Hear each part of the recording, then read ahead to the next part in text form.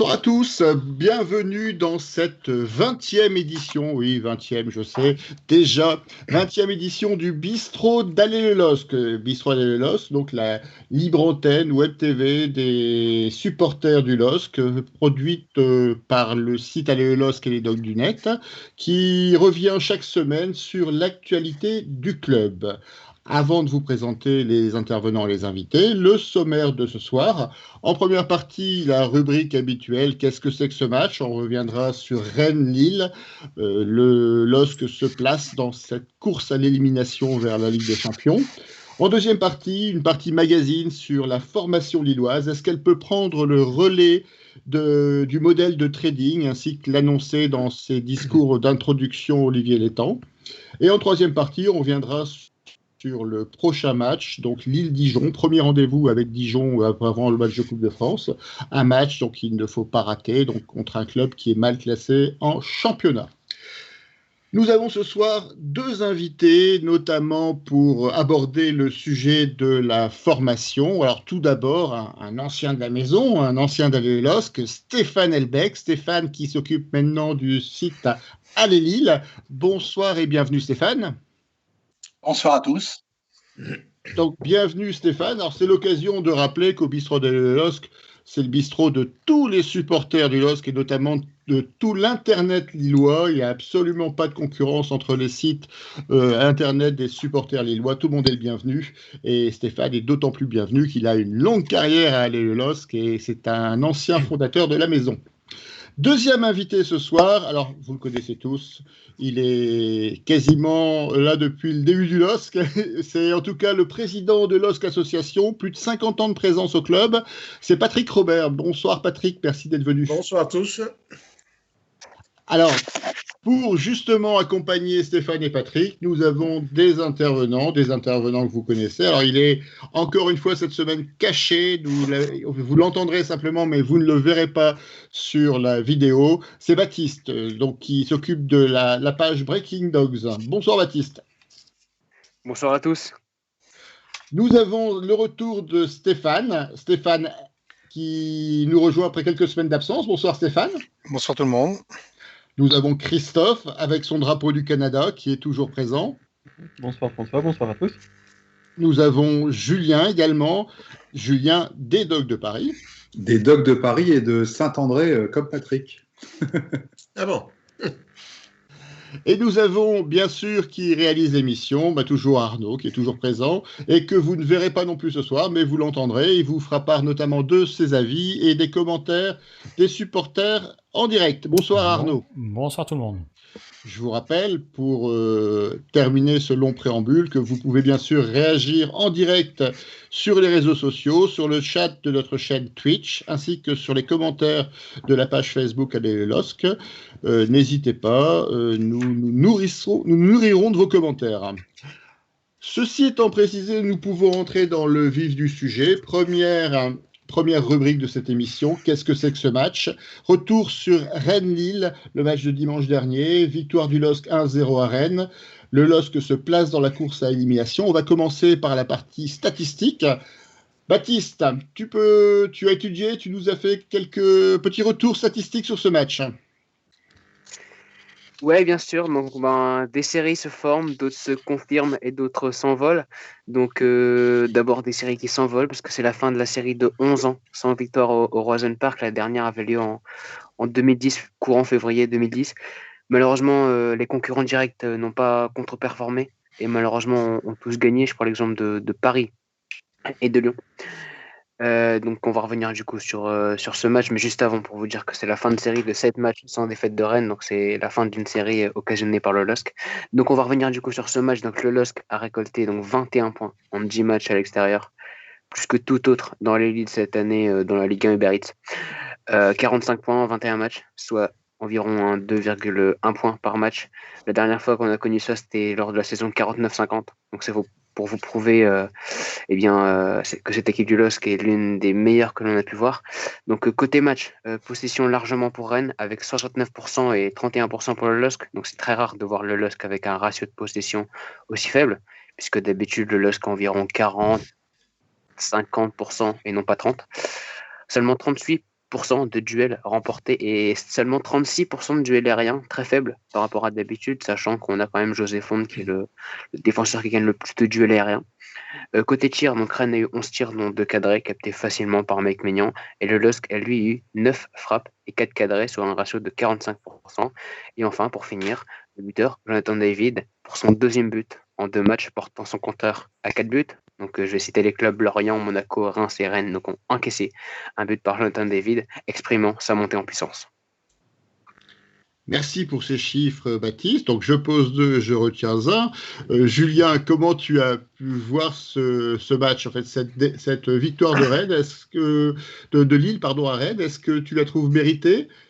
Alors, comment j'ai pu le voir sur un téléphone? C'est bien que tu parles du support, parce qu'en effet, j'ai pas tout bien vu, l'écran était petit. Ce que j'ai vu, c'est encore une fois un bloc difficile à manœuvrer pour nos adversaires. Une équipe qui a super bien contrôlé. Bizarrement, alors que j'ai entendu pas mal de critiques, moi j'ai adoré ce match parce que j'avais peur avant le coup d'envoi, parce que c'est Rennes, c'est un gros match, parce qu'on a vu que nos joueurs semblaient fatigués après ce long marathon ou cette série de sprints, on appellera ça comme on veut, du mois de décembre, qui était complètement hallucinant. Ce qui m'a fait plaisir, c'est que je les ai revus mieux physiquement et toujours aussi solidaires. Donc vraiment, moi c'est un match qui m'a beaucoup plu parce que j'ai trouvé que c'était le match du retour aux fondamentaux. Et être capable de battre une équipe comme ça, comme Rennes, c'est de bon augure. On continue sur cette route qui devrait nous amener à une nouvelle compétition européenne l'an prochain, ce qui est le but proclamé. Donc un match qui m'a fait très plaisir. Stéphane M, tu es du même avis? Presque, pas tout à fait. On va un petit peu varier. Moi aussi, je note 1 et je retiens 3 surtout. Donc le but et puis les 3 points. J'ai apprécié la première mi-temps parce que ça faisait 2-3 matchs où c'était un peu la galère. Je trouve dommage, c'est qu'on n'a pas réussi à mettre le deuxième parce qu'on a eu quand même 2-3 opportunités, dont ce fameux hors-jeu penalty discutable. Bon. Mais on a eu les occasions dans le jeu. David une première fois. D'un autre côté, il se crée le corner là sur le but. Mais il y a Sisi. Il y a eu deux, trois possibilités de se mettre à l'abri et on l'a pas fait. Et en deuxième mi-temps, volontairement, fatigue, je sais pas. Peut-être une petite usure morale. Ou une volonté tactique de le faire comme ça, de laisser la balle et puis de jouer en contre, parce que là aussi, sur la fin de rencontre, on a eu un gros quart d'heure où on a eu du mal tout au début, mais en fin de rencontre, on a encore une ou deux occasions qui mieux jouaient. D'ailleurs, c'est dans les propos de Christophe Galtier dans son interview de fin de match. Mieux jouer, on aurait pu mettre le second. Moi, juste ça. Je retiens les 3 points. Une bonne première mi-temps, une très forte et bonne solidarité. Et puis maintenant, Dijon, il va falloir y aller, mais on en parlera tout à l'heure. Christophe, j'allais dire Christophe C, mais tu es seul Christophe ce soir. Tu as pu faire flotter le drapeau du Canada qui est derrière toi samedi. Comment tu as trouvé ce match? Est-ce que tu as lu les avis rennais qui sont très mitigés, qui estiment avoir été volés, se réfugiant derrière la possession énorme du club? Alors, je ne parle même pas de l'avis de Clément Grenier, hein, qui, outre cet avis-là, en plus, il entend des voix, apparemment, il entend les voix de l'arbitre. Mais donc, c'est la Jeanne d'Arc rennaise. Mais voilà, comment tu sens ce match? Est-ce que tu penses que c'est une victoire méritée ou on a fait un hold-up à Rennes? Bon, je vois pas du tout un hold-up. Je m'attendais vraiment à voir le match qu'on a vu samedi. Voilà, on avait deux belles équipes qui ont joué l'Europe cette année, même si Rennes est passé au travers totalement voilà, dans sa campagne européenne. Mais c'est une équipe qui est bien construite, un milieu de terrain qui est intéressant, même si voilà, par rapport à nos milieux de terrain, je pense que le match s'est fait en grande partie à ce niveau-là. On a eu un match sérieux. J'ai noté aussi le retour de Selic qui a apporté beaucoup d'équilibre, je trouve, à notre défense. Voilà, un retour qui était attendu. Et voilà, c'est son premier match depuis sa blessure, donc on va laisser un petit peu de temps. Mais j'ai aimé la prestation lilloise dans son ensemble. Alors c'est vrai qu'on a l'occasion, mais de marquer, notamment avec un hors-jeu un peu limite là, mais bon, c'est tout. Les Rennais se plaignent, on n'a pas été vernis sur cette action-là, mais voilà, après, voilà, sur un match et sur une saison, je pense que tout le monde s'y retrouve. Et sur ce match, on s'en sort pas mal, mais voilà, on s'en sort bien. J'avais un petit peu peur de cette rencontre, je craignais la ligne d'attaque finalement. Oui, enfin voilà, on a été sérieux, on a fait ce qu'il fallait, et c'est ce que je retiens essentiellement. Les Rennais avaient certes la possession, mais ils ont eu finalement très peu d'occasions de but. Peignan a été très peu mis en danger. Stéphane H, entre guillemets, tu suis avec Lille plutôt les jeunes, mais je pense qu'en ce moment, avec la situation... Essentiellement les jeunes, mais ouais, il m'arrive de regarder quand même les matchs des pros, oui. Surtout avec le Covid, je pense que tu es beaucoup plus attiré forcément par les pros en ce moment qui jouent beaucoup plus que les jeunes. Qu'est-ce que tu penses de ce match de Rennes? Est-ce que tu penses qu'il est décisif, notamment dans l'optique du classement? Tu as un avis? On met avec la victoire à Rennes, on met quand même le Rennes à 9 points. Donc on conforte notre place sur le podium. Au terme d'un match qui était quand même très solide, j'ai trouvé le match du LOSC très solide, mais plutôt contrasté. Une première mi-temps où on a développé notre jeu, on aurait pu mener 2-0. Moi, je pense qu'on a manqué le break de peu en première mi-temps. Et deuxième mi-temps, je dirais un peu plus de combat parce que Rennes a fortement poussé pour revenir.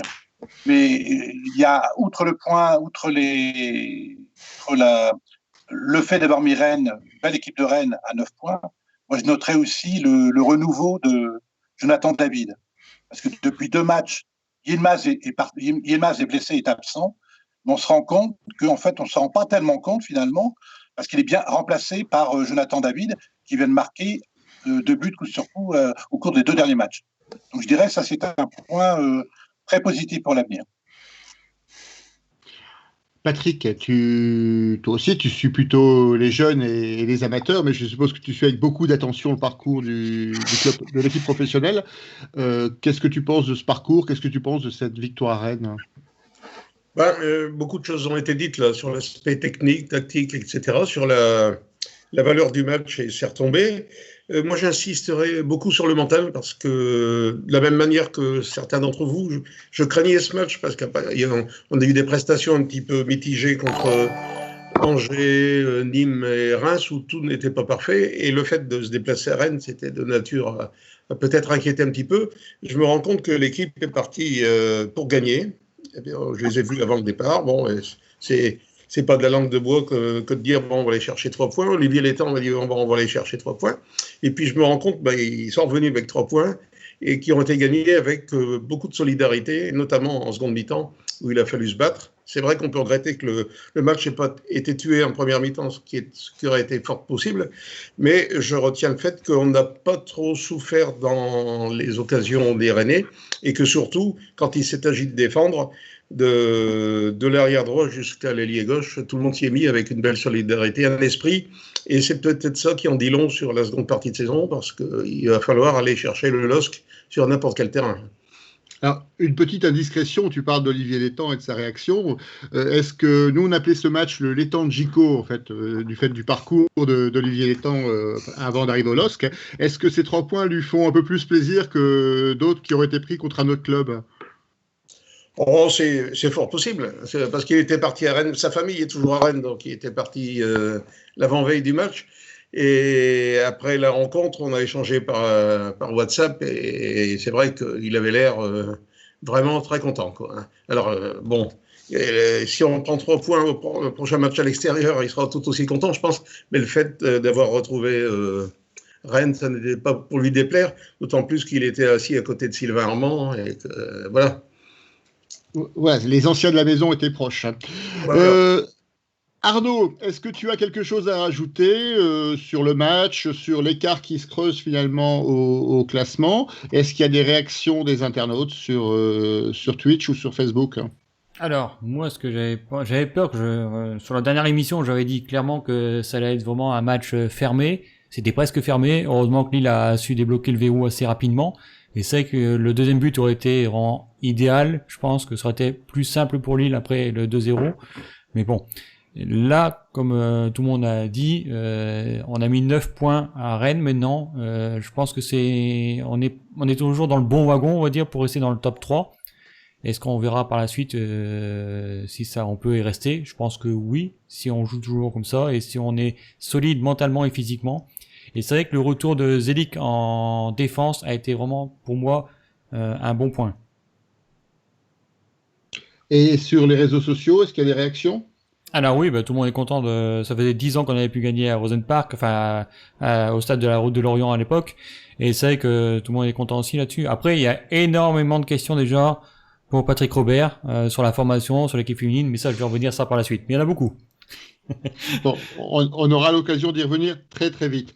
Alors, je vous propose un dernier tour de table sur ce match de Rennes. Comme d'habitude, quels sont les joueurs qui vous ont marqué, que ce soit à Lille ou que ce soit à Rennes? Alors, qui veut commencer?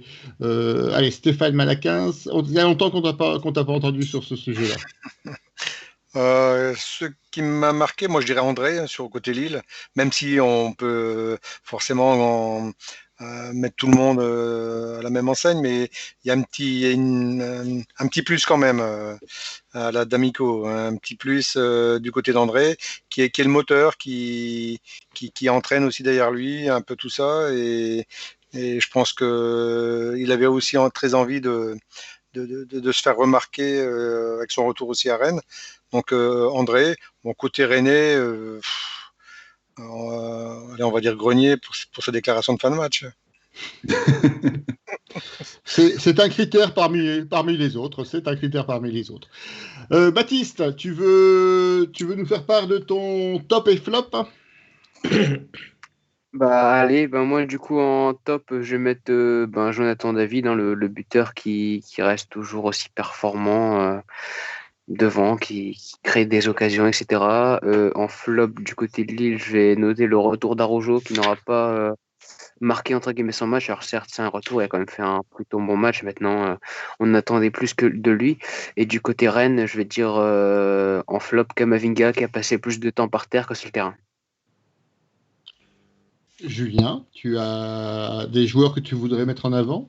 Ouais, on a été solide. Alors tout le bloc a été solide, mais on sait que lors des matchs précédents, sur les ailes, on était peut-être un peu friable. Et je noterai en effet le retour de Selic qui a fait du bien. Et le gros match de Reinildo. Moi, j'ai aimé Reinildo sur ce match-là. Et évidemment, mais ça fait plusieurs fois que c'est le cas, Jonathan David, parce que son but est beau, il n'est pas évident. C'est pas facile de reprendre ce but au deuxième poteau, parce qu'il a eu d'autres occasions et que pour le coup, l'arbitre n'a pas toujours été de notre côté, on va dire, contrairement à ce que dit Grenier. Et au niveau des flops, je pense que Rennes a un vrai problème avec Salin, qui est plus un gardien de deuxième division à la Leka. Ah non, Lens étendait, pardon. Mais c'est dommage parce qu'il y a des mecs, je sais pas, il y a des gardiens comme Oukidja ou Jean Butez qui sont des très bons gardiens qui feraient du bien à Rennes. Et puis ils ont été formés à Lille, donc bon, c'est...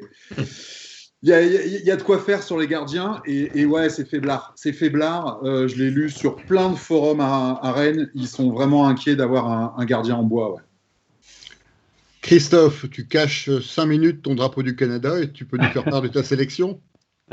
Forcément, je vais le mettre en avant parce que voilà, je suis tellement content pour ce garçon qui a fait preuve de pugnacité depuis qu'il est là, depuis qu'il est sur le terrain. Il se donne. On peut pas lui reprocher ça. Et en plus, là, il commence à être décisif sur des matchs importants. Voilà, ça c'est pas aussi à négliger. Le match de Reims, il nous donne les victoires. Ce week-end, il nous donne la victoire, donc voilà, chapeau à lui. Après, je vais pas être original. C'est Selic qui a apporté son plus. Et je crois qu'il a fait du bien aussi à la défense centrale. Notre charnière a été justement un petit peu confortée dans son jeu aussi et dans sa tranquillité d'esprit, je pense, en ayant Selic et Renindo sur les côtés. Et voilà. Et puis dans les flops, je suis pas original non plus, parce que j'avais noté Salin également, je pense qu'il a plombé un petit peu le match de son équipe, notamment en première, et sur toute la rencontre, je crois qu'il y a vraiment un gros souci, mais ça va le régler maintenant. Mais Rennes a des problèmes de gardien, il a pris la place du titulaire au début de saison, et apparemment il est très controversé. Patrick, je ne vais pas te faire passer en dernier pour cette fois, est-ce que tu as une sélection de joueurs à mettre en avant? Oui, sans être original, je vais parler de Selic également, dont le retour est de nature à résoudre quelques petits problèmes dans le couloir. David, évidemment, c'est excellent pour la confiance et je pense qu'un Jonathan David confiant, ça va nous servir beaucoup. Je reviens aussi sur le fait que ces 2 derniers buts sont quand même ultra importants. Ça, il ne faut pas l'oublier. Et puis bon, au risque d'enfoncer une porte ouverte, je dirais la charnière. Mais bon, ils sont tellement impressionnants qu'ils vont finir par plus nous impressionner. C'est ce qu'on disait il y a quelques semaines, après un match un peu plus moyen de Botman. On avait finalement un degré d'exigence qui était très important du fait justement des qualités régulières de ces 2 joueurs. Stéphane, tu veux rajouter quelque chose, ta sélection? Je vais pas être du tout original, je vais faire exactement comme Patrick, parce qu'en fait, Jonathan David, c'est clair qu'il était important sur le but. Selig, qu'on a vu que dans le couloir, il est supérieur quand même offensivement à Diallo qui avait disputé les derniers matchs et son retour va faire du bien. Et je citerai enfin la charnière et le gardien, c'est-à-dire Maignan, Fonté et Botman qui sont là match après match, qui assurent quand même une certaine forme de solidité au groupe lillois. Et à Rennes, tu veux mettre quelqu'un en avant? Oui, j'ai oublié, excuse-moi, j'ai oublié, mais dans la partie remerciement, je remercie fortement le gardien Rennes. Et on peut remercier Bourigeaud de ne pas avoir joué aussi. Bourigeaud de ne pas avoir joué. Et Guérassi. Exact. On leur transmettra en tout cas sans aucun problème. Avant de passer la parole à Arnaud et aux internautes, je vais vous donner quand même mon petit coup de chapeau. Bien sûr, il y a Selic, la charnière centrale, Jonathan David. Moi, je voudrais donner un petit coup de chapeau à quelqu'un qui n'a pas beaucoup joué dimanche, mais qui est revenu, ça nous a fait plaisir. Et même s'il s'est fait un peu rouspéter par Christophe Galtier, en 1 ou 2 actions, il nous a rappelé très très rapidement combien il nous a manqué depuis le mois de décembre, c'est Renato Sanchez. Et avec ses gris-gris, avec ses actions, ses accélérations, je crois qu'il va nous faire énormément de bien si son physique tient, notamment pour les prochaines échéances et notamment pour la Coupe d'Europe. Donc en tout cas, c'était sympa de le voir revenir. Il a failli nous coûter l'égalisation quand même. Je sais, mais c'est pour ça qu'il s'est fait engueuler par Christophe Galtier. Mais en tout cas, ça fait plaisir de voir cette qualité technique, même si il a peut-être eu tendance à vouloir trop en faire sur cette action-là. Ouais, ce qui est dommage, ce qu'il fait, c'est fabuleux, là. Mais il donne pas le ballon juste après. Voilà, mais ça viendra avec l'enchaînement des matchs, j'imagine. En tout cas, c'est bon signe. On reprend nos forces, comme on a récupéré Selic, et c'est une bonne chose pour l'avenir. Arnaud, tu veux rajouter quelque chose? Tu veux nous faire part de ta sélection? Ah bah moi autant les 2-3 derniers matchs c'était la défense qui était, enfin les défenses et le gardien qui était un peu dans le mou. Là rien à dire franchement, que ce soit Maignan ou la défense a été costaud et je pense que le retour de Zelik a fait en sorte que cette défense et ce gardien soient peut-être plus rassurés aussi derrière. Sinon après bah il y a David, Jonathan David qui était vraiment qui je pense commence la saison peut-être, on va dire, enfin faut espérer. Il a trouvé ses marques et est-ce que maintenant ce sera bien, je l'espère pour lui. Et après c'est vrai qu'on a aussi toujours Soumaré qui était un peu dans le dur l'année dernière et en début de saison, là qui revient bien je trouve aussi derrière, au milieu plutôt. Et dans les flops, il y a que du côté de Rennes. Hein, je suis un peu déçu par Martin Terrier, notre ancien Lillois quand même, qui était excellent à Lille. Et là, il est vraiment passé carrément à travers.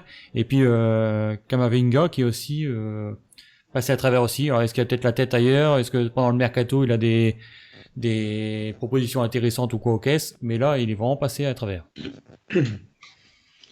Ça nous permet de faire le tour de ce match contre Rennes et de passer donc à la deuxième partie de l'émission, donc deuxième partie du bistrot de l'Ox, avec toujours bien sûr comme invité Stéphane d'Aller Lille, Patrick Robert, donc président de l'OSC Association, et les intervenants que vous connaissez, donc Julien des Dogs de Paris, Christophe C, Stéphane M et je ne le vois plus. Et Baptiste qui est caché derrière nous, mais qui a toujours son avis sur le match.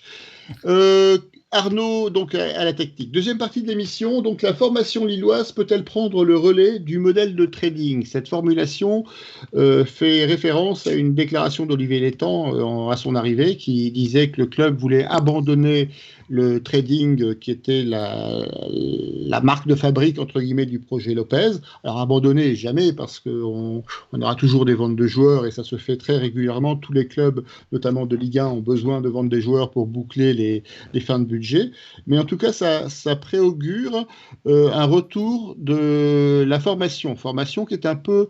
Alors, je serais peut-être contredit par Patrick et Stéphane, un peu le parent pauvre finalement de la Ligue 1 depuis plusieurs années. On a très peu de joueurs qui ont réussi à percer. On a beaucoup utilisé des joueurs qu'on a récupérés, qui ont été formés ailleurs et qui ont été post-formés à Lille. Mais des purs produits du centre de formation, comme à l'époque de Buchy, Cabaye, on en voit très rarement percer dans l'effectif. Alors, Patrick, toi qui as rencontré Olivier Létang, qui a fait déjà quelques visites, notamment chez les féminines, depuis son arrivée. Tu as pu déjà aborder ce sujet avec Olivier Létang ? Oui, c'était un des premiers sujets abordés. Et comme on se voit très régulièrement, bon, je pense qu'on va l'aborder encore plus précisément au fil des semaines et des mois. Alors, c'est vrai que c'est une vraie volonté dans son esprit. Alors, je reviens sur ce que tu disais. C'est vrai que le trading, qui est un mot qui, bon, on l'utilise avec euphémisme pour ne pas parler de commerce ou de négoce, quoi, puisqu'il s'agit de joueurs. Donc, c'est mieux de dire trading. Mais tous les clubs font du trading à leur mesure. C'est-à-dire que dans le budget d'un club, il y a forcément, outre la billetterie, sponsoring, merchandising, des choses comme ça, et les droits télé, quand ça va bien, il y en a. Mais il y a du trading partout. Un club qui a 25 millions ou 30 millions de budget, quand il vend un joueur 5 ou 6 millions, c'est extraordinaire, quand même.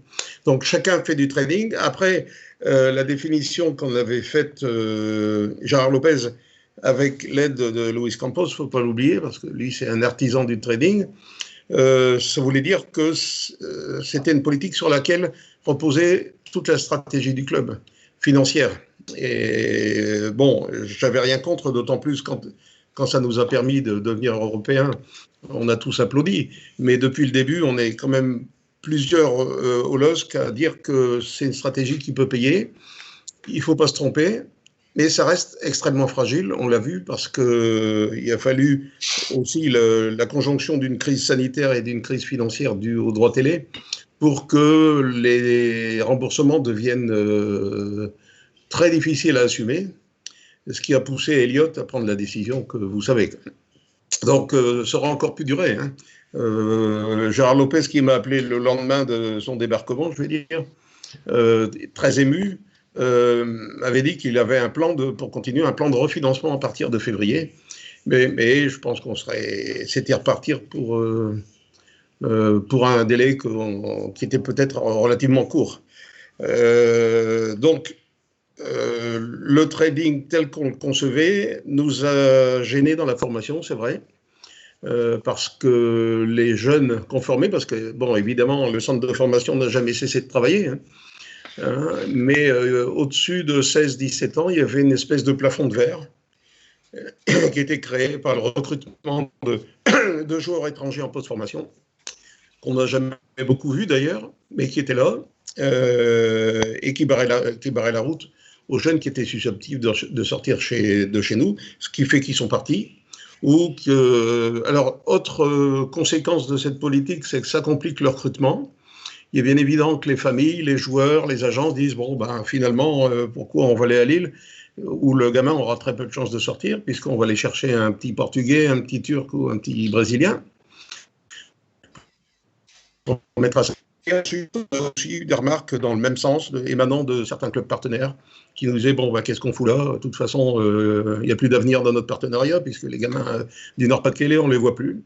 Alors voilà, il y avait tout un faisceau de faits qui donne l'impression que le centre de formation ne travaillait plus. Mais en fait, le centre de formation continuait de travailler. Et après 16 ou 17 ans, ben l'avenir du joueur passait en face. Quand on dit en face, c'est à la société anonyme. Et là, ben, dans le bureau de Luis Campos, il y avait des décisions qui étaient prises. Et puis voilà. Donc, on n'avait plus trop la mainmise sur la politique de formation. C'est un petit peu ça que va nous rendre Olivier Létang dans son souhait de revenir à des fondamentaux en matière de formation. Et aussi d'assurer, grâce à Sylvain Armand et à un tas de procédures qui vont être mises en place, d'assurer une transmission des informations, je dirais une transversalité dans les rapports entre les pros et la formation, ce qui n'existait malheureusement pas beaucoup.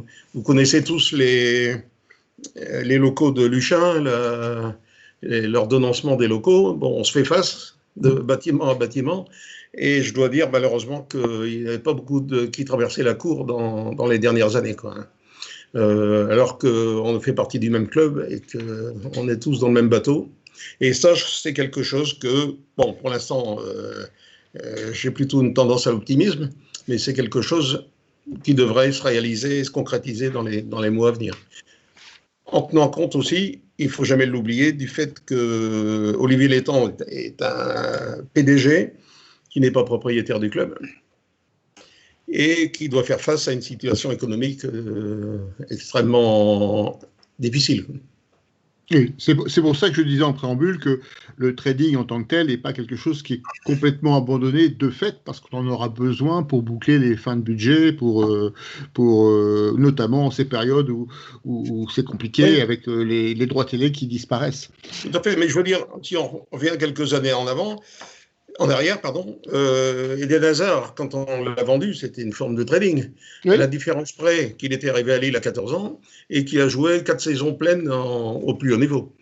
Alors qu'aujourd'hui, les joueurs arrivent plus tard, ils jouent 1 an, 2 ans, c'est déjà des anciens. Et donc voilà, la formation a un avantage économique, un avantage d'image pour le club, je pense, et aussi l'avantage de permettre à un jeune, si le club le souhaite, de jouer plusieurs saisons, ses premières saisons professionnelles dans le club, avant de partir tout de suite, quoi. Stéphane, toi qui suis de près aussi la formation, comment tu as vécu ces années trading, ces années Campos Lopez? Je vais résumer, c'est très simple. Lopez continuait encore cette saison ou la saison prochaine. Moi, j'arrêtais à Lille. Parce qu'à Lille a la vocation de mettre en avant les jeunes de la région, enfin les jeunes joueurs, mais pas les joueurs qui arrivent de l'étranger, on ne sait où, à 17, 19 ans, 18 ans, 19 ans. J'ai également des regrets parce qu'il y a certains jeunes qui sont dans la formation aujourd'hui, qui auraient pu passer au niveau des pros. Il y en a 3 aujourd'hui. Il y a Lucas Chevalier, il y a Chernias, et il y a Chevalier, Chernias, il y a un 3e qui m'échappe, mais je vois. Par exemple, quelqu'un comme Darlene Landu, il y a 2 ans, il a fait une superbe préparation avec le LOSC en Espagne, au Portugal, et j'avais fait les paris, il n'intégrera pas le groupe pro, comme ce n'était pas un joueur de Campos, et Campos l'a mis à Moucron, par exemple. Donc, si tu veux, la route était, avec Campos, la route était barrée, comme le dit Patrick, était barrée les éléments les plus prometteurs du LOSC. Ce fameux plafond de verre évoqué par Patrick. Ouais. Tout à fait. Ouais. Parmi les intervenants, vous avez des questions à poser à Patrick ou Stéphane? Oui, moi j'ai une question. J'entends le discours moins de trading, plus de formation, mais la formation, tu l'as dit Patrick, d'ailleurs tu différencies bien formation et post-formation. Post-formation c'est 19-21 ans, et il y a beaucoup de joueurs étrangers qui sont arrivés dans cette catégorie d'âge. La formation c'est 16-18, on peut même parler, c'est toi qui en as parlé, de pré-formation, parce que Eden il est arrivé en pré-formation dans la catégorie 13-15. Ça veut dire quoi? Ça veut dire qu'on est sur une politique long terme. Donc moyen terme, quand on parle de 3-4 ans, c'est moyen terme. Donc dire qu'on revient à la formation, c'est dire qu'on va mettre des moyens maintenant, on va planter des graines aujourd'hui pour que dans 3-4 ans, on ait des joueurs qui sortent, non? C'est pas dire ça? Bon, on peut le prendre comme ça, et ça va demander un délai, parce qu'à chaque fois qu'on perd du temps, on le paye en matière de quelques saisons. Cela dit, juste en dessous du plafond de verre que j'évoquais, il y a déjà une génération qui est pas loin, là, je veux dire. Ceux qui sont actuellement U16, U17, on a des groupes qui... Bon, et U17, ça veut dire dans 2 ans, ça sera des U19 qui seront aux portes de... Là, il y en a plusieurs, de toute façon. Mais après, bon, c'est vrai que ça repart par le recrutement. On a une excellente cellule de recrutement de jeunes. qui viendra en complément de la cellule que Olivier Létang va mettre au point, parce que ça, c'est pas encore complété. Mais c'est vrai que ça va nous demander un petit délai pour les voir apparaître au plus haut niveau, mais certainement pas 4 ans. Il y a déjà je vais dire, entre guillemets, il y a déjà du matériel en place, quoi. Stéphane, je te vois opiner du chef. Oui, tout à fait. Tu as repéré aussi des jeunes qui sont susceptibles d'arriver d'ici 1, 2, 3 ans? C'est clair. Là, la génération 2000, elle est déjà en équipe première, mais c'est Sven Botman, c'est Jonathan David, c'est Diallo. 2001, bon, la génération on avait un peu moins de qualité, mais quand tu regardes la génération 2002, 2003, 2004, tu as de futures pépites. Moi, comme le dit Patrick, en catégorie U17, les U17, c'est la génération, c'est donc les 2004. Ils se baladaient en tête de leur championnat. Ils viennent d'aller battre. Ils ont fait des bons résultats face. Donc ils ont perdu qu'un match. Et en U16, ils sont en tête de leur championnat. Mais je peux te citer des noms. Pour le moment, vous les avez pas en tête. Ils sont en sélection U17. Mais Kailé Auvray, qui est un milieu offensif gauche, qui est le fils de Stéphane Auvray, ancien joueur professionnel, il joue en catégorie 17, c'est une future pépite. Pour moi, je le vois arriver, mais alors, gros comme une maison. On a pris, alors on dit, Lopez a pris beaucoup de joueurs étrangers, mais il a aussi pris des Français. On va parler de Nassim Innocenti. Il est arrivé de Lyon, il a été intégré dans le groupe pro, il a fait quelques bancs dans le groupe pro. Ismaël Bouleshka, qui vient de Drancy, qui est arrivé juste à la période Lopez, qui a fait quelques bancs avec les pros. Après, derrière, il y a en 2002, on aurait parlé d'Exocé Mpebele, qui est aussi un joueur de grande qualité, qui a du mal à passer le cap, mais c'est un joueur de qualité. Mais les belles générations, ce sont celles, comme le disait Patrick, qui viennent un peu plus tard. C'est la génération 2003, la génération 2004. En génération 2003, il y a un joueur, certains le connaissent, je l'ai présenté, le Pililo l'a présenté également, c'est Rocco Ascon, un numéro 10 qui est promis, alors lui, au plus bel avenir. C'est un joueur de grande qualité, en 2003 donc. Et derrière, en 2004, j'ai déjà parlé de Kailé Auvray, mais il y a un autre joueur qui est un attaquant, il est venu encore formé à Lyon, encore un deuxième formé à Lyon, mais qui vient de Saint-Priest. Il s'appelle Amine Messoussa, c'est un attaquant, mais j'en ai pas vu comme ça depuis des années. Amine Messoussa, retenez ce nom-là. C'est un joueur qui, à la fois, il marque des buts, mais il est très généreux dans l'effort et ça peut être intéressant pour la suite. Maintenant, attention, parce qu'il y a le passage entre le U16, U17, U19 et la partie après. Et là, on a un gouffre. C'est ça le problème. Non, le problème, c'est le passage du joueur. Oui, mais c'est ce gouffre. Regarde, U17 nationaux, U19 nationaux. Youth League, c'est déjà du haut niveau européen. Et tu arrives en N3, tu joues Wascal, Croix, Marc, Saint-Omer, Le Touquet. Comment tu passes en Ligue 1 derrière? Non, il y a les adversaires, mais aussi le joueur. Je dis attention au joueur. Il peut parfois... c'est très difficile d'évaluer le vrai potentiel du joueur entre U17 et U19 et par la suite. Je vais te citer un exemple qui m'a marqué il y a quelques années. Vous connaissez tous Benjamin Pavard. Oui. Bon. Est-ce que vous connaissez Valentin Van Mallegem? Non. Oui. Les deux, Patrick, c'est la même génération. Les deux, c'est la même génération. Les deux, c'est la même génération, 96-97. En U17, Valentin Van Mallegem était devant Benjamin Pavard. En U19, ils se baladaient, c'est le même poste. Benjamin Pavard et Valentin Van Mallegem, c'était défenseur central ou milieu défensif. Et puis, Benjamin Pavard, il a senti qu'il était derrière Valentin Van Mallegem. Et puis l'été, je ne sais plus, juste avant qu'il passe en CFA, il y a quelques années, 2 ans avant qu'il parte, il s'est remis en question. Et à partir de là, il a démarré en CFA, premier match à l'époque de Stéphane Adam. Il était remplaçant et après, il a toujours été titulaire. Il est monté progressivement. Après, il y a eu l'affaire Antonetti qu'il n'a pas trop pris. Il est parti en Allemagne. Oui. Il est arrivé au Bayern Munich, équipe de France. Alors qu'au début, en U17, on aurait pu dire plutôt peut-être Valentin Van Mallegem. Et Van Mallegem, il a été à Châteauroux en Ligue 2 et maintenant il est en Division 3 italienne. Donc attention, moi j'ai cité des noms tout à l'heure, c'est des potentiels. Aujourd'hui, sortent du lot, mais c'est pas forcément. Ça dépend de la maturité du joueur au fur et à mesure des années. C'est pas forcément celui qui va percer. Donc, il n'y a pas uniquement l'adversaire en N3, mais aussi la qualité intrinsèque du joueur. Moi, je veux bien reposer ma question, parce que je pense qu'elle est vraiment importante. Quand tu es U17 nationaux, U19 nationaux et tu as la chance de jouer la Youth League, la marche d'après, c'est Ligue 1 et depuis pas mal d'années, c'est top 5 en Ligue 1. Donc, la marche qu'on propose aujourd'hui, c'est du National 3. Comment tu fais pour t'aguerrir au haut niveau quand tu te retrouves en National 3? C'est pas envisageable. Alors, on a un problème qui est énorme. Je vais rebondir sur la question et la compléter, notamment vis-à-vis de Stéphane, bien sûr, mais Patrick. Qu'est-ce qui est prévu justement pour pallier cette descente et cet écart de niveau? Est-ce qu'il y a des partenariats qui sont prévus? Avant, il y avait des prêts à Moucron ou à Boavista. Est-ce que ça risque de plus être effectif? En fait, les partenariats avec Moucron et Boavista étaient faits dans cet esprit-là pour se dire, ben voilà, un jeune U19 vaut mieux qu'il joue en D1 belge qu'en N3 française. Après, si on veut élargir le débat, mais c'est pas l'objet ce soir, c'est de dire, nous, en tant que tous les présidents d'associations de clubs pro, pratiquement, sont partisans de la création d'un championnat des réserves, comme ça existe dans pas mal de pays étrangers.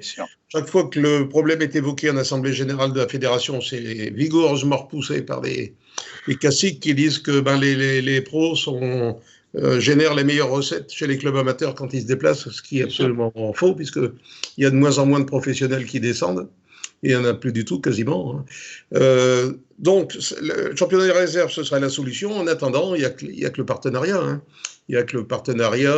Moucron, je ne sais pas ce que ça va devenir, Boavista non plus. La décision appartient à Gérard Lopez et plus Holos que nous. Les clubs ne nous appartiennent pas, il n'y a que les joueurs qui nous appartiennent. Est-ce qu'on peut envisager des reprises de partenariat avec des clubs régionaux comme Valenciennes, Dunkerque? Enfin, Valenciennes, si on doit leur prêter des joueurs, il faut prévoir la clause de retour gratuit. Oui, bien sûr. Cela dit, ça me paraît difficile. Moi, du temps de Gérard Lopez, j'avais donné des pistes en Angleterre, dans des clubs de Championship ou de League One. Ça n'a pas été suivi des faits. Là, il va falloir qu'on se repose la question avec Olivier Létang de combler, comme disait Julien, de combler cette espèce de fossé qui existe. C'est un pont de singe à passer sur un ravin, quoi. Toi, Patrick, pourquoi c'est pas possible avec Dunkerque ou Chambly qui seront jamais des concurrents, parce que de toute façon, c'est des clubs où il n'y a aucun projet de jouer en Ligue 1. Donc, on sait que les mecs, déjà, ils essayent de survivre en Ligue 2. Pourquoi avec des clubs comme ça, alors qui sont régionaux, Chambly, c'est très au sud, mais pourquoi on n'arrive pas à nouer des partenariats avec des clubs comme ça? Parce qu'on ne l'aura jamais demandé. Ça fait partie des choses que je dois évoquer avec Olivier Létang prochainement, justement, parce que tu as posé la bonne question. Quid de cette passation qui est une marche très haute dans la progression du joueur, quoi. Donc, ça va être évoqué. Bon, c'est vrai qu'il y a des partenariats je ne parle pas de Valenciennes, de toute façon, il faut leur laisser régler leurs problèmes actuels, et puis ça va très mal du côté de l'association aussi là-bas. Mais Dunkerque, ce sera une piste, pourquoi pas Chambly. Pour Boulogne, c'est plutôt Pro-Lensois. Mais il y a certainement des possibilités. Chambly, on a Marvin Martin qui est déjà un insider. On l'a prêté en attendant qu'il mûrisse un peu.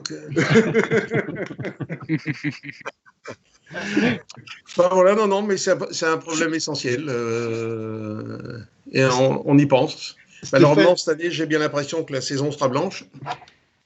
On attend le communiqué officiel qui fait suite au COMEX de la semaine dernière, mais on a peu d'espoir de reprendre les championnats. Donc, ce sera une suite de matchs amicaux jusqu'en fin de saison. Ça, c'est dommage. Stéphane, tu veux rajouter quelque chose? Oui, il y avait simplement justement, il y a toujours le contre-exemple. Nassim Innocenti, qui a donc fait des bancs en Ligue 1, le dimanche, il redescendait en U19, parce que les U19 ont fait un début de saison un petit peu difficile.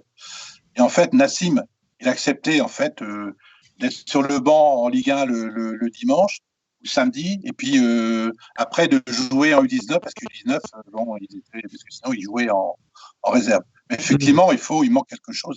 Comme tu dis, Julien, et comme le dit Patrick, forcément, il manque pouvoir guérir les joueurs à un niveau intermédiaire entre les U19 et puis la Ligue 1, ça c'est clair. D'autres questions pour les intervenants? Stéphane M, tu veux poser une question? Ouais, moi j'en aurais une.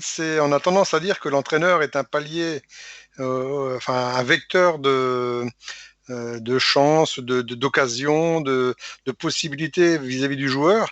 Est-ce que Christophe Galtier est un entraîneur formateur dans l'âme? Il s'est adapté de façon extraordinaire à la politique des 2-3 dernières années mis en place par Campos et Gérard Lopez. Mais est-ce que dans ce cadre là, ce serait aussi un changement vis-à-vis de lui? Enfin, est-ce qu'il serait dans cet état d'esprit d'accompagner des jeunes pour leur servir de tremplin? Parce qu'il faut que l'entraîneur soit aussi un des maillons partie prenante dans cette politique-là, quoi. Et tout le monde ne peut pas le faire. Enfin, c'est ce qu'on a tendance à dire. Un tel comme Puel, eh ben, c'est un formateur, même si là, en ce moment, c'est un peu compliqué du côté de Saint-Etienne. C'est pas une science exacte, mais est-ce que Christophe Galtier a le tempérament, a les ambitions maintenant aussi, parce que quand le niveau monte, on a toujours un peu peut-être peur de chambouler tout ça. C'est entre guillemets, plus facile de fonctionner avec des joueurs aguerris que de lancer 1, 2, 3 jeunes. Donc, c'est la question que j'ai. Je ne sais pas si Christophe Galtier, même s'il l'a fait à ses débuts, forcément parce que il faut commencer. Et au jour d'aujourd'hui, est-ce que Christophe Galtier est quelqu'un qui serait dans ce cadre-là, quoi? C'est à moi de répondre. Si tu veux. Non, moi je pense que Christophe Galtier a des prédispositions. Après, quelles que soient les prédispositions naturelles d'un entraîneur, il y a une nécessité d'adaptation de la politique du club. Ou alors on joue le jeu avec la politique du club ou on s'en va, quoi. Je pense que c'est un petit peu ça. L'objectif du trading par Gérard Lopez et Luis Campos, et nécessité que les jeunes en post-formation ou les jeunes qui étaient prêts à rentrer dans le groupe pro, comme il y en a quelques-uns, jouent le plus possible. Vous n'avez pas été sans remarquer qu'en Europa League, quand il a fallu donner la liste des joueurs, c'est pas Lucas Chevalier qui était numéro 2, c'est notre grec, dont j'ai oublié le nom. Parce que il faut qu'il soit là, il faut le montrer avant qu'il reparte, quoi. Voilà. Donc Christophe Galtier dit ok, puisque c'est comme ça, on va le faire. Deuxième chose, Christophe est à la tête d'une équipe qui est co-leader de Ligue 1, qui a la nécessité absolue, ou presque, encore que ça reste du sport, de finir européen. Il mettra toujours les meilleurs à chaque poste. Ça, c'est son rôle d'entraîneur compétiteur et missionné pour gagner des matchs. Après, quand vous coachez une équipe dont l'ambition est de finir entre la 8e et la 12e place, vous pouvez prendre quelques risques de temps en temps, sans aller jusqu'à notre pauvre Claude Puel qui a mis une équipe de Gambardella, quoi. Et bon, par la force des choses aussi. Mais à l'époque où Claude Puel sortait des jeunes, il y avait des jeunes à sortir. Moi, je me rappellerai toujours du premier match de Jovan Cabaye quand ils sont partis à Istres. J'ai croisé Claude Puel dans la cour de Luchin. Il me dit tiens, président, j'ai oublié de vous dire, je prends le petit Cabaye avec moi. Alors, je sais bien. Alors, moi-même, je lui ai dit il va porter les ballons. Et depuis ce jour-là, il n'a plus jamais quitté l'équipe.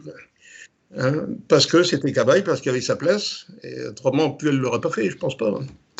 Donc il y a d'une part le fait d'y penser dans l'esprit de l'entraîneur, mais ensuite la nécessité d'être compétiteur et puis de s'adapter à la politique du club. Il s'est adapté au trading. Demain, avec Olivier Létang, on va lui dire maintenant on est à fond dans la formation, et Christophe sera content de s'adapter à la formation, à condition que les joueurs formés au club méritent d'être dans le groupe pro. Voilà. Christophe, tu voulais aussi poser une question à Stéphane ou à Patrick? Pas vraiment une question, mais juste, je suis allé rechercher sur le site de la fédération le classement des centres de formation des clubs pro 19-2020. On a en premier Paris Saint-Germain, ensuite viennent Rennes, Lyon, Saint-Etienne, Monaco, Sochaux. Quand on regarde, le problème se pose partout, c'est pas notre problème, c'est pas le problème du LOSC. On voit très très peu de jeunes joueurs performants dans ces équipes, à part Lyon. C'est peut-être le seul club qui arrive à placer des joueurs. Voilà, voilà, c'est tout. Après, on a des clubs historiques comme Sochaux qui sont juste derrière, et voilà, mais ils ont réussi à garder des jeunes, à donner l'envie aux jeunes de signer dans leur centre de formation. Et nous, on arrive en 24e position. Enfin, voilà. Il faut. Après, on a tous une petite vision, en tout cas, je l'espère, mais en tout cas, je l'ai, cette vision un peu romantique. Voilà, moi, je pouvais pas aller à l'école avec un autre maillot que celui de mon club, de LOSC. Et actuellement, c'est plus ce qu'on voit. Donc, essayer de redonner un petit peu l'envie aux jeunes de signer à Lille, comme disait Patrick tout à l'heure, je crois que c'est important. Bien sûr. Non, tout à fait. Le problème, c'est la pire année. Tes premiers ex-aequo, enfin, tu vas pas faire rentrer des mecs de 18-19 ans à ce moment-là, quand tout va bien. Tu te reposes plutôt sur ton 11 type en te disant j'espère que Sanchez revient, etc. Donc, autant te dire que tu es très loin de penser aux jeunes. Il n'y a plus de Coupe de la Ligue, qui était la compétition en bois qui te permettait de mettre des jeunes. Et il n'y a même pas la Coupe de France cette année. Comment tu intègres des jeunes comme ça ? Et malgré tout, dans le groupe, tu as Lucas Chevalier. Et franchement, on a souvent, grâce à LOSC TV, enfin, ça s'appelle plus LOSC TV, mais grâce aux vidéos qu'on voit sur le site du LOSC, tu vois Lucas Chevalier qui est juste énorme, qui est incroyable de talent, ce garçon. Tu as Ismaïl Boulejga, tu l'as dit, Stéphane, qui est arrivé. Moi, je l'avais vu au tournoi de Saint-André il y a 2 ans. Il était U17. Il était déjà très fort et au-dessus du lot. Et tu as Nassim Innocenti et Tcheknias qui sont là dans le groupe régulièrement. Et Tcheknias qu'on attend toujours un peu au milieu de terrain. On se dit, quand il y a un trou, il va arriver. Donc, il y a quand même des choses qui se passent, mais dans un contexte qui n'est pas du tout favorable aux jeunes cette année, quoi. Non, mais... bien sûr. Et puis, d'autant plus qu'il y a un banc quand même d'une habituelle. Tu fais allusion à Renato Sanchez, bon, quand il n'est pas là, on peut se permettre de mettre quelqu'un comme Soumaré. Donc, Nias, il vient encore derrière, et puis, etc. Avant, on avait 12-14 joueurs, et derrière, c'était les jeunes. Là, maintenant, on n'est pas loin d'une vingtaine de pros interchangeables.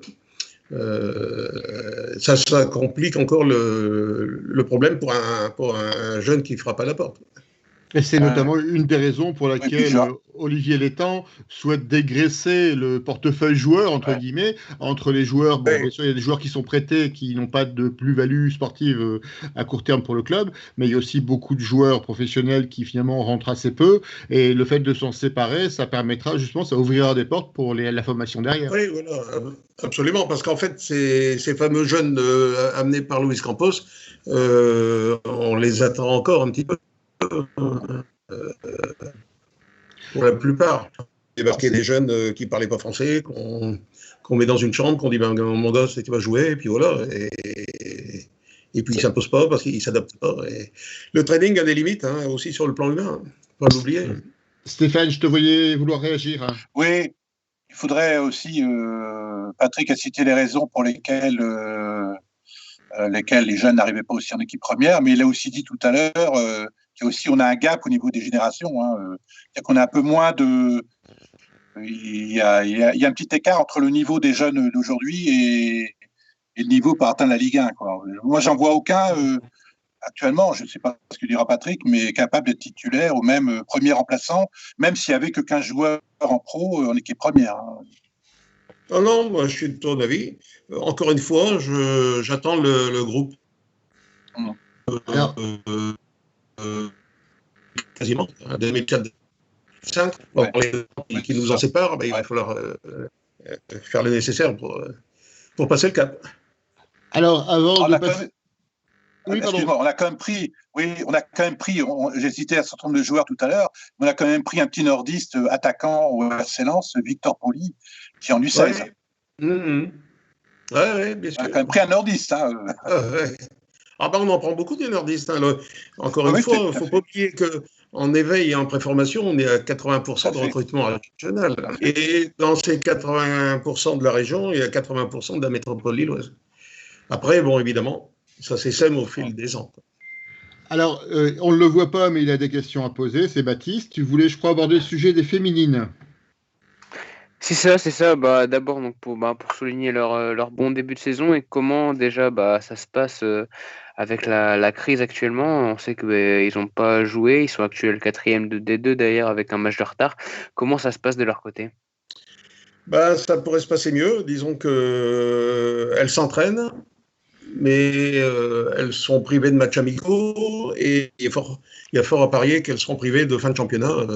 On attend encore une fois la notification officielle, mais après la réunion du COMEX de jeudi dernier, on a eu des premières informations, elles ont pris un petit coup au moral, les filles. Donc là, j'ai une réunion avec Olivier Létang après-demain, jeudi après-midi, pour définir la politique, la vraie politique du club en matière de football féminin pour la saison prochaine. Dès que j'aurai son feu vert, réunir les filles pour les remobiliser, parce que le football féminin, c'est très fragile dans la mesure où les contractuels sont pas celles des garçons. Si le championnat ne se termine pas, les agents vont commencer à venir rôder du côté de la D2 en disant bah, tenez, je peux vous envoyer à Guingamp ou à ici les Moulineaux en D1, vous pourrez jouer. Et puis voilà, quoi. Et les filles, ben voilà, elles sont bonnes. Juste un petit signe de la main. Pardon ? Elles sont potentiellement leaders. Hein. Elles ont 3 points de retard et un match de retard. Potentiellement leaders. Hein. Ah oui, tout à fait. S'il y avait un calcul de la fin de championnat au quotient, je pense qu'on a une forte chance de monter. Stéphane, tu suis beaucoup les féminines aussi, je pense savoir. Que tu penses quoi de cette équipe, ce projet féminin ? Bah, il est de qualité. Hein. On a toujours une équipe qui joue le haut de tableau. Et avec en plus une équipe très jeune, hein, parce que c'est quasiment des U19. Hein. Beaucoup de jeunes ont 17, 18, 19 ans. Hein. C'est de l'avenir. Hein. Là, dans le groupe des 22, on va dire que manage Rachel Saïdi, il y en a 10 qui sortent du centre de formation. Donc là, c'est plus que chez les garçons. Et également avec un recrutement régional. Voilà. Et un recrutement belge aussi, Patrick. Et on en est où justement au niveau des garçons du recrutement belge, parce qu'on pense à Eden, à Gianni Bruno, à Kevin Miralas, à Divock Origi. C'est les 4 gros Belges qu'on a sortis. Ouais. On en est où de cette Belgique ? François, on avait une autre idée, mais bon. Comment ? C'est l'expression les 4 gros Belges qui m'a fait. Et Origi et Eden Hazard, c'est quand même déjà costaud. Hein. Oui, mais les gros Belges, c'est plus à Philippe Desmet. Ils ont tendance à grossir. Tu pensais à Desmet, d'accord. Mais c'est vrai, bon, il y a, dans la cellule de recrutement jeune, il y a des observateurs pour la. Maintenant, voilà, les observateurs observent. D'accord. Au déniche. Il y a le petit jeune là, qui vient d'Anderlecht, l'Antaki, qui est arrivé en 2004, je crois, lui, latéral gauche. Ouais. Je crois qu'il n'y en a qu'un. Hein. Enfin, du moins, en 17-19, je crois qu'il y en a qu'un. Les filles, il y en a 2, mais qui sont déjà des filles mûres, on va dire. Cottrell et De Meyer qui sont de Meyer, chez les filles, que les Dogs de Paris aiment beaucoup, parce que les Dogs de Paris, on suit énormément les féminines puisqu'il y a beaucoup de matchs en Ile-de-France, donc on est des fidèles supporters des féminines.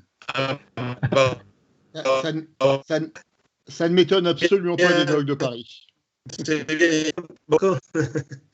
Par contre, bon, ça pourrait être l'objet d'une émission spéciale féminine, parce qu'il y a beaucoup à en dire. Et dans les structures actuelles du football féminin français, qui a beaucoup de retard, comme malheureusement dans plusieurs domaines, il est absolument nécessaire de monter en D1. Parce que ça change tout, ça change le statut, ça change les budgets, la médiatisation. Il y a un fossé qui est en train de se creuser entre la D1 et la D2. On va y arriver. On va y arriver l'année prochaine. Écoute, et puis au moins quand on va voir jouer le PSG, on peut s'asseoir à côté de leur boulot. Ouais. Elle vient de temps en temps voir les filles à Lille, leur boulot. Ah, mais pas au match. Je pense qu'elle vient voir les filles. Elle ne vient pas voir le président. M'étonnerait. Là, il y a du boulot. Bon, en tout cas, c'est un sujet qui passionne aussi les internautes. Et d'ailleurs, on avait pensé très rapidement faire une émission spéciale féminine, d'ailleurs en invitant des intervenants féminins également.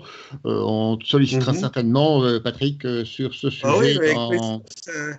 C'est un sujet que j'aime beaucoup. Et puis, j'ai toujours dit qu'avant de quitter mes fonctions, il faudra que les filles soient solidement installées en D1. J'espère que je vais y arriver, parce que je serai obligé de rester. C'est comme ça, ce qui est dit au bistrot d'Allé-le-Losc reste gravé dans le marbre du comptoir. Arnaud, voilà. Est-ce que tu as des questions à poser ? Est-ce qu'il y a des questions sur les réseaux sociaux ?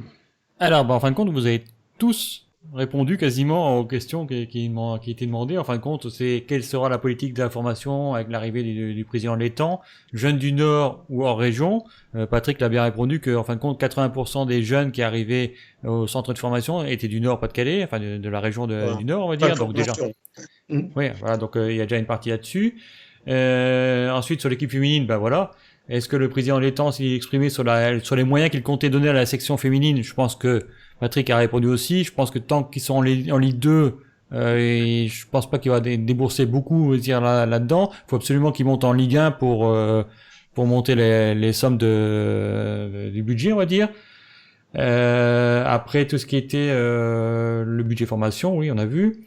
Ensuite, il y avait une personne qui disait, c'est Maxime Milinko qui demande est-ce que vous pouvez demander à Patrick Robert le 11 de légende du LOSC?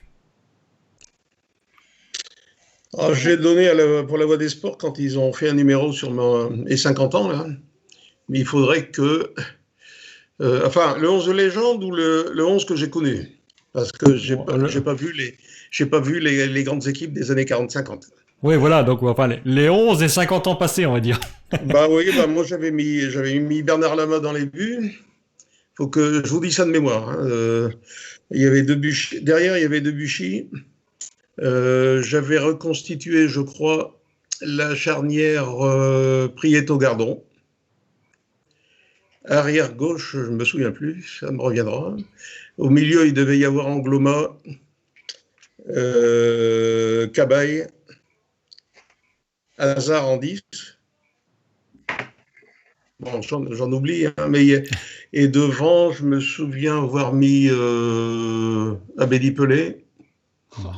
Je pense Erwin Vandenberg, numéro 9, probablement. Donc c'est l'anniversaire d'ailleurs? Donc c'est l'anniversaire aujourd'hui, oui. Et puis, je ne sais plus. Enfin voilà, ça tourne autour de ça. D'accord. Après, il y avait d'autres questions. Il y avait Gérard Boulanger qui dit quel est le budget annuel du centre de formation? Il est d'environ 7 millions d'euros. D'accord. Enfin, du centre de formation et de l'ensemble. C'est le budget de l'association. D'accord, oui. Sans les féminines.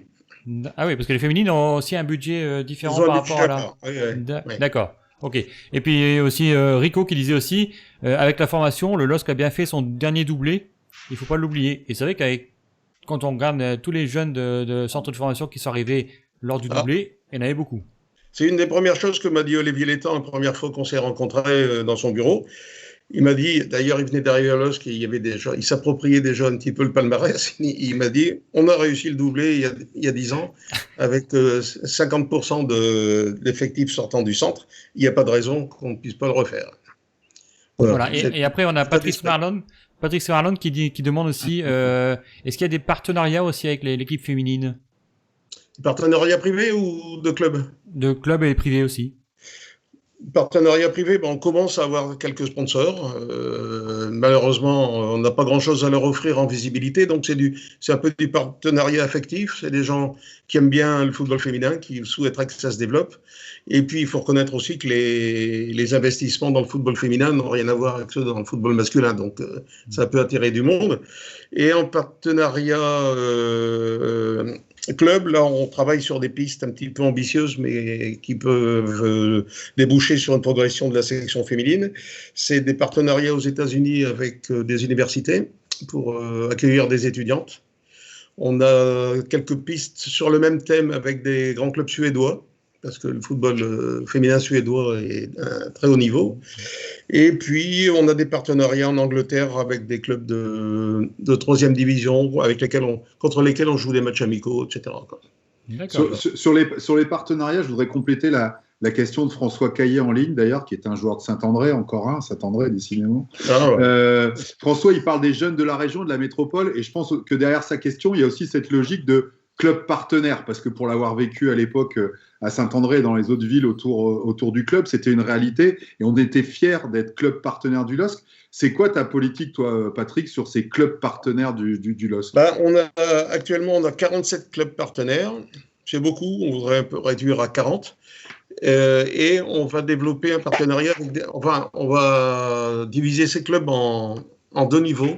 On va en sortir 3 ou 4 qui sont vraiment d'un niveau incontestablement supérieurs, avec lesquels on peut envisager aujourd'hui ou plus tard des partenariats comme on parlait tout à l'heure. Là, hein. Bon, je vais parler de Wascal, par exemple, parce que là, c'est quasiment fait. Et Wascal est un club qui vise le national dans les années qui viennent. Donc ça va devenir des partenariats véritablement réels, où il sera question d'échange, enfin de problèmes d'effectifs, de joueurs prêtés, etc. Quoi. Hein, et les autres clubs, avec les autres clubs partenaires, on a une politique de bonnes relations. Sur le plan technique, on leur propose de suivre des séminaires en cours de saison. On leur envoie des indicateurs sur certaines séances spécifiques dans les clubs, etc. Bon, ça se passe bien, le partenariat. Il nous manque juste ces 3 ou 4 clubs avec lesquels on peut envisager des choses plus profondément sur le plan des effectifs. C'est les gros clubs qu'on connaît, c'est l'Olympique Marcois, c'est l'Irix Club de Lambersart, c'est ces clubs-là? Avec Marc, malheureusement, on n'a jamais eu vraiment de contact. Et je pense qu'ils s'en désintéressent un petit peu, c'est leur droit le plus strict. Hein.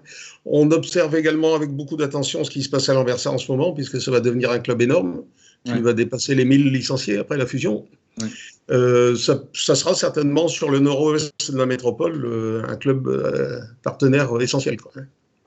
Mais on attend de voir comment ça va se passer, avec quels dirigeants, etc. et quelles infrastructures, parce que c'est pas tout, il faut des terrains. Quoi. Ouais. Okay. Le temps passe, le sujet a passionné notamment les internautes sur les réseaux sociaux. Je crois qu'on a pris rendez-vous pour le sujet des féminines parce que visiblement il y a beaucoup de choses à en dire et c'est avec plaisir qu'on mettra ça en place assez rapidement. D'accord, on va à votre disposition. On te contacte très très vite sur le sujet. Il nous reste quelques minutes pour aborder la dernière partie de l'émission et notamment le prochain match à Dijon. Je vous propose de faire un rapide tour de table avec votre sentiment sur ce match et puis peut-être un petit pronostic dans la foulée. Alors on va commencer par nos invités pour justement comme ça ils pourront innover dans leurs propos. Stéphane, on va commencer par toi. Comment tu le sens ce match contre Dijon ? La moutarde me monte au nez, hein. Je suis désolé, mais elle me monte vraiment au nez. Non, Dijon, c'est normalement une équipe, si on est sérieux, solide, on doit normalement la dominer. Surtout c'est le début en plus d'une série de 8 matchs, je crois, sur le mois de février. Donc si on est ambitieux, on se doit de ne pas se louper sur ce match. Tu veux un pronostic ou Fais-nous un petit pronostic. Alors, juste pour souligner que la semaine dernière, le seul qui avait le bon pronostic dans le bistrot d'Alelos, c'était moi. Bon, j'avais pas le nom du buteur, j'avais dit que c'était un but de Nicolas Fauvergue à Rennes, mais j'avais le bon score. Ton pronostic, Stéphane? Moi, je pense je pars sur une clean sheet. Et je dirais 3-0, avec encore un but de Jonathan David. Patrick, ton avis sur ce match?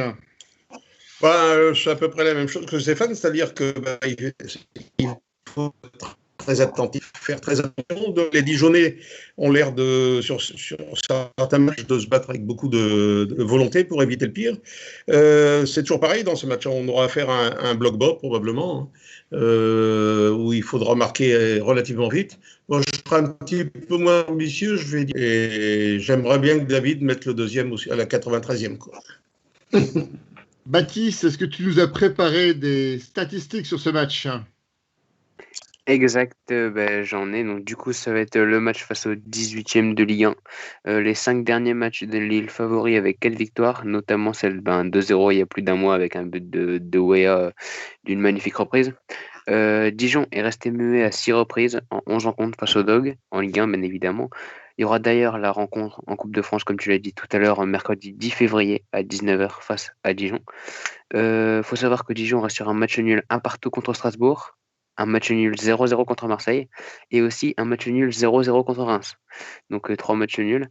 Et on aura d'ailleurs demain le match retardé dû au cas de Covid de Lorient. Donc il y aura un Lorient-Dijon demain si je dis pas de bêtises. Et donc ce sera le 20e qui affrontera le 18e, duel de bas de tableau.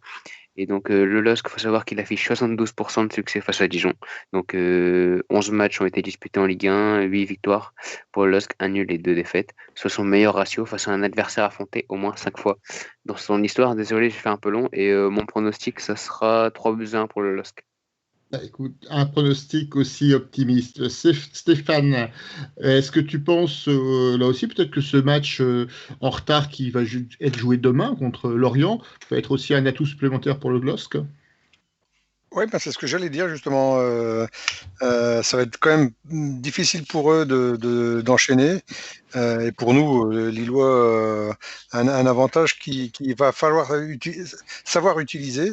Je pense que les avertissements qu'il y a pu y avoir sur les premiers matchs de reprise de 2021 vont aider dans les discours d'avant-match Christophe Galtier à tenir les propos qu'il faut. La victoire de Rennes, je pense que ça y est, là, ça va être celle qui va faire le déclic de cette saison pour que ça soit un petit peu remis comme les matchs de rêve que l'on avait en fin 2020, quoi. C'est ce que tout le monde attend, hein, que ce soit les commentaires, je veux dire d'Hervé Matou, pas de leur boulot, et de ses confrères, c'est ce qu'ils disent, un Lille qui gagne alors qu'il ne joue pas comme il jouait, et c'est ce qui fait peur même d'ailleurs à pas mal d'équipes, enfin Paris et autres, c'est qu'on gagne dans la difficulté, sans jouer de superbe façon que l'on montrait en 2020.